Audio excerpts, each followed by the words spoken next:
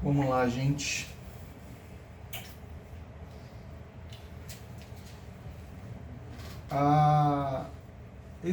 Bem, Tiago é um livro bem objetivo, tá? Até que ele é curto, né? 5 capítulos. Esse Tiago é o Tiago, irmão de Jesus, né? E nesse trecho ele fala no fundo, você pegar o trecho completo, que vai de 13 a 18, ele está falando do poder da oração, né? E aí, especificamente, como o tema da nossa rede essa semana é cura, ele está falando do poder da oração para cura. Especificamente no 14, mas a gente começa desde o 13, né? Porque no 13 ele fala de sofrimento. Sofrimento pode ser um tipo de cura, né? Pode ser um sofrimento físico, um sofrimento espiritual. E no 14 ele fala mais especificamente dos doentes. O importante de a gente ter nesse trecho é que todos nós, enquanto cristãos, temos sim a perspectiva de um poder de oração, né? Então a gente pede oração, a gente ora, a gente pede a Deus, a gente clama. Mas percebam que no 14 ele fala alguém que está doente, chame os presbíteros da igreja e estes façam oração sobre ele, ungindo-o com óleo em nome do Senhor. E a oração da fé salvará o enfermo e o Senhor o levantará. Percebam que, é claro, o projeto de Deus para a nossa vida ele é muito complexo. Então, às vezes, a cura não vem imediata porque é um processo em que Deus quer tratar alguém próximo. A gente não pode ser tão simplista assim. A gente sabe que existem, nos propósitos de Deus, meandros que a nossa mente humana não consegue entender por completo. Mas é fato que ele aponta para Deus, aponta para a oração um poder de cura concreto, efetivo. Ele não dá muita margem de dúvida, né? A questão e aí é uma provocação para todos nós. Todos nós acreditamos conscientemente no poder da oração, acredito piamente. Todos nós professamos essa fé explicitamente. Mas quando Jesus fala no poder da oração lá atrás, quando ele diz peçam e em meu nome eu vos darei, ele fala, desde que não duvide em nada em seu coração. E essa é a minha provocação, a provocação da palavra para hoje. Será que a gente está alimentando a nossa fé para, de fato, quando eu oro por alguém, eu não tenho dúvida que a oração vai estar curando? Ou eu espero, ou é um desejo, né? Ou a gente está dizendo só, tomara que você fique curado. Qual é o grau da certeza? E eu não estou acusando ninguém, eu estou pedindo para que cada um faça essa reflexão. Inspecione seu coração e a partir dessa inspeção consiga detectar se de fato, quando você ora por alguém, alguém ora por você, ou quando você vê uma oração de cura, você acredita piamente que aquela oração pode curar. Ou você acredita genericamente. Assim, eu acredito que pode curar, mas quando a tua fé é testada, de fato, se você for honesto comigo mesmo, você diz, não tenho dúvida, será? Porque, assim, a ciência, as contestações, né, o que comumente costumam alegar, tudo conspira para que a gente tenha um pouco de dúvida, que a gente duvide um pouco. E não estou julgando ninguém, é normal, nós somos humanos. Pedro, que andava com Jesus, quando começou a andar sobre as águas, deu uma vacilada, quem sou eu? Né? Sou melhor que Pedro? Não sou. Então, a gente tem natureza humana, a gente corre o risco, mas a gente tem que detectar isso para tratar e alimentar uma fé que não duvide.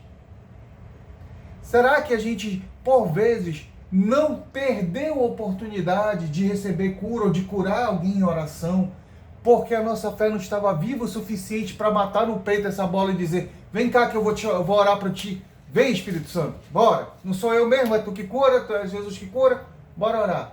Ou receber aquela cura. Será que quando alguém ora por mim, eu consigo ter essa certeza viva no meu coração, como aquela mulher que sangrava no fluxo de sangue, que caminhando atrás de Jesus, se eu tocar no manto, se eu só triscar no manto, já era. E Jesus fala, saiu o poder de mim, ou seja, ela puxou a cura, não foi Jesus que deu a cura. No bom sentido, porque claro que toda cura é concedida, teologicamente, para não falar nada que eu... Mas assim, o que ele quis dizer ali é que a fé dela foi tamanha, que ela clamou por essa cura e puxou para ela. Será que a gente tem essa fé viva? Será que quando alguém ora por mim, será que quando eu oro por alguém, o meu coração está tão avivantado que de fato eu não tenho dúvida que o Espírito Santo pode curar ali? De novo, eu não sei os planos de Deus. Pode ser que para aquela vida preciso passar mais um tempo para fazer algum tratamento na vida dela, na vida de alguém próximo. Não é sobre isso, mas é sobre eu crer piamente que Jesus pode. Como o leproso que chegou para Jesus, se quiseres, pode me purificar. E Jesus fala, eu quero. E aí o purifica. Ou seja, ele acreditava piamente que o poder estava ali. O quanto o nosso coração ele é vacilante quando a gente fala de oração e cura. De novo, não é para responder, é para a gente se provocar, para a gente levar isso para a nossa relação com o Espírito Santo em oração, e se a gente perceber que há algum vacilo, para a gente clamar ao Espírito, para a gente clamar a Jesus, enche meu coração de fé, porque eu quero ser instrumento do teu reino, curando pessoas. Não pelo meu mérito, mas pelo teu poder. Mas a minha fé é instrumento desse processo, porque em todo processo a fé é instrumento. Então, Jesus falou, se não tiver em nenhum momento vacilo na tua fé, e fizer em meu nome, vai ser realizado. E aqui, mais uma vez, ele fala sobre fé. Se a tua fé estiver plenamente certa de que o meu poder, a minha ação é capaz de curar, unge com óleo, ora e a cura vem. Então, a gente às vezes transforma a oração, e de novo, sem condenar ninguém, é uma provocação para que a gente melhore enquanto cristão, que a gente se avaliando tenha oportunidade de pensar, poxa, Senhor, eu tenho a oportunidade de melhorar aqui, eu quero a minha fé mais forte, mais viva, que eu não tema, que eu não me desespere e que eu creia nisso, para que isso aconteça na minha vida. Então, a proposta é, eu preciso melhorar nesse sentido. Se alguém me pedir, você crê em Jesus? Ora pela minha cura. Qual o grau de certeza no seu coração? Se alguém orar pela sua cura, se você está com algum problema, qual o grau de certeza no seu coração? E vejam, se você se encontrar vacilante, novamente, não é uma derrota, é uma oportunidade de você corrigir isso através de relacionamento com Cristo. Para a palavra, lendo as palavras de cura, lendo os momentos em que Jesus cura, que os apóstolos curavam. Ler palavras de reforço de fé, onde denotem o poder de Deus, a força de Deus, as maravilhas de Deus. E através do ler a palavra, através da oração, pedir ao Espírito Santo, através do relacionamento com Deus, clamar por esse avivamento de fé, de forma que não haja vacilo.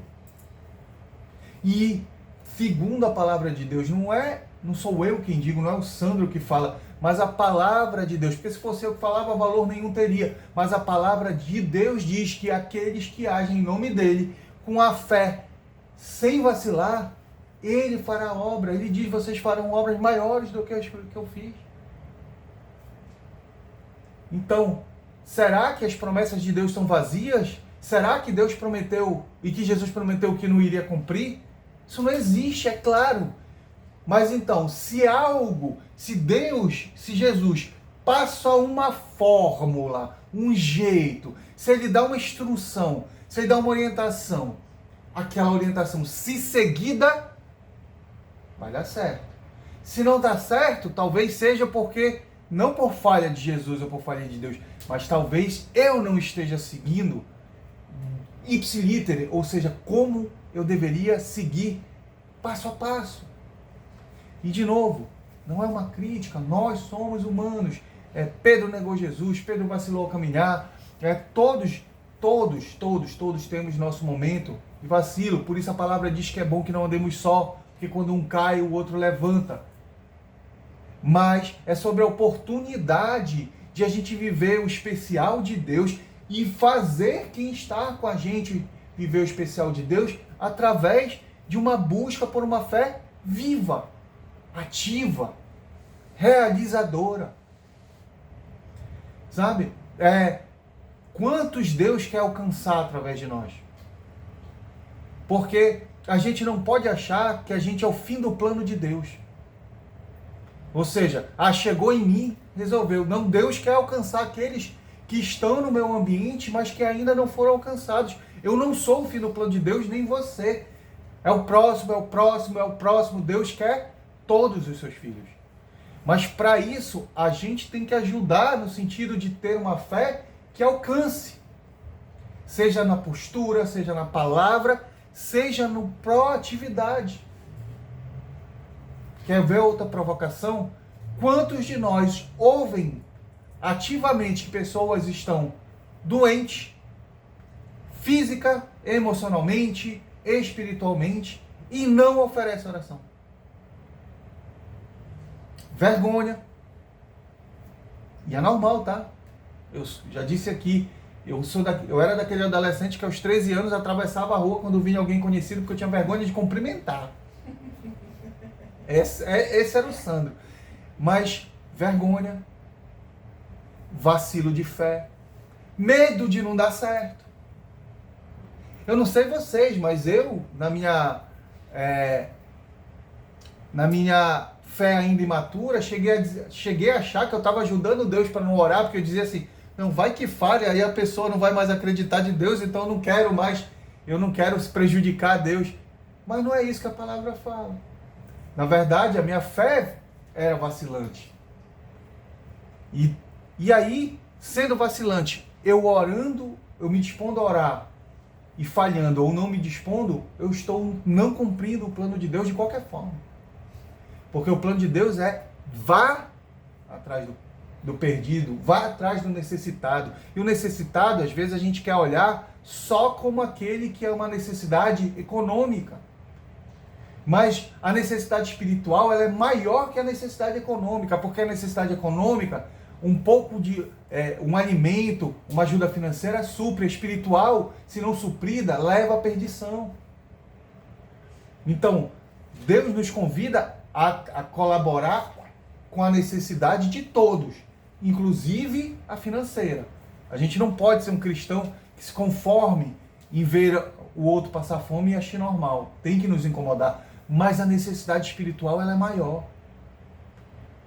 E como é que está o nosso ímpeto? Como é que está o nosso ímpeto? A gente vê alguém doente, a gente tem coragem de dizer, posso orar por ti? Claro que a pessoa pode recusar. Vamos combinar que é difícil, né?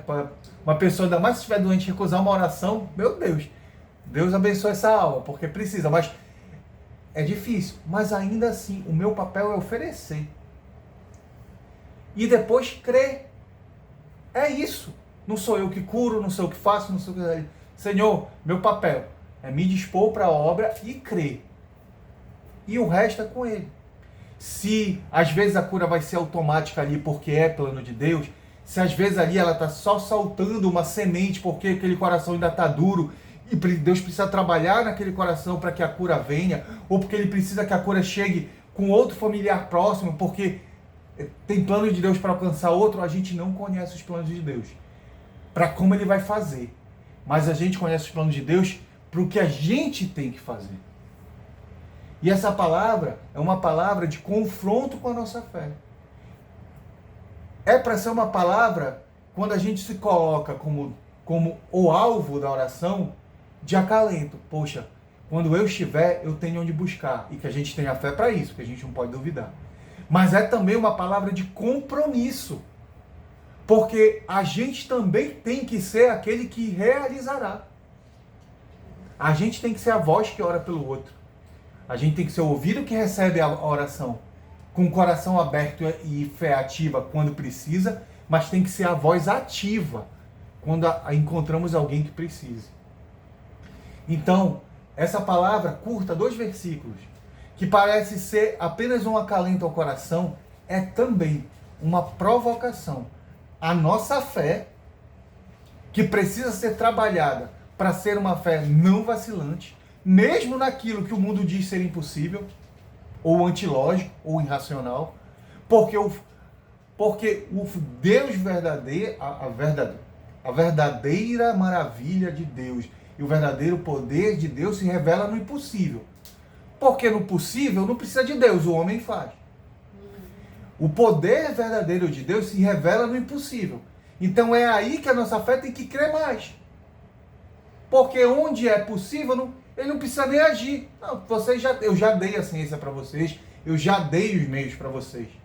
Agora é no impossível que eu vou mostrar o meu poder, que eu vou mostrar a minha glória. E eu preciso que vocês me vejam como esse Deus, aquele que age no impossível. Então é uma provocação para a nossa fé, para esse nível de ativação, e é uma provocação para o nosso comportamento. Quando precisamos, para que a nossa fé não seja vacilante, e também, e muito, quando temos a oportunidade de ser a voz de Deus na vida do outro. Todos nós encontramos pessoas que precisam ouvir de Deus diariamente. Todos nós. E muitas pessoas, até porque a gente precisa ouvir de Deus diariamente. E todo mundo que cruza com a gente tem essa oportunidade. E todo mundo que a gente cruza é uma oportunidade para falar de Deus. Sabe? Você já experimentou fazer uma operação que parece simples, né? A gente costuma encontrar as pessoas e fazer uma pergunta assim, tá tudo bem? E virou uma pergunta formalista, né? Tem gente que se a pessoa responder sinceramente, já fica com raiva. Eu não quero saber, era só por educação, né? Você já experimentou parar na frente de uma pessoa e olhar nos olhos dela e dizer, você tá bem? Mas muda o tom. Olha nos olhos e fala, você tá bem? Você vai ver que às vezes vai ter pessoa que vai desabar. Porque se ela perceber que a pergunta é sincera, ela não tá. E ela quer falar. Ela quer de alguém que ora por ela. Você já percebeu alguém alegre, que normalmente fala muito e está num dia fechado? Ela está precisando. Você já percebeu olhar caído? Um olhar vermelho? Você já percebeu alguém olhando para baixo? Está precisando. Tenta. Pergunta. Olha nos olhos. Você está bem? Está precisando de alguma coisa? Quer conversar? Posso orar por você? Sim, algumas pessoas vão dizer não. Porque como alguns animais feridos, eles estão com tanto medo que eles atacam pensando que aquilo é um ataque. Mas muita gente vai ver essa chance. É a brecha que Jesus precisa, porque ele vai abrir uma brechinha no coração para a palavra dele entrar. E é você que vai ter essa graça, essa oportunidade, essa honra de pregar a palavra de Deus para uma alma necessitada. E às vezes a alma necessitada não é aquela que não conhece a Jesus. Todos nós, em algum dia da nossa vida, somos almas necessitadas. Estamos tristes, preocupados, com medo, ansiosos. Todos nós precisamos dessa palavra. E se um for a palavra do outro o tempo todo, nós vamos estar o tempo todo fazendo o que Cristo quis passar para a gente, amando ao outro a ponto de um cuidar do outro. Um se preocupar o suficiente para cuidar, para entregar atenção, palavra e fé. Amém? Amém.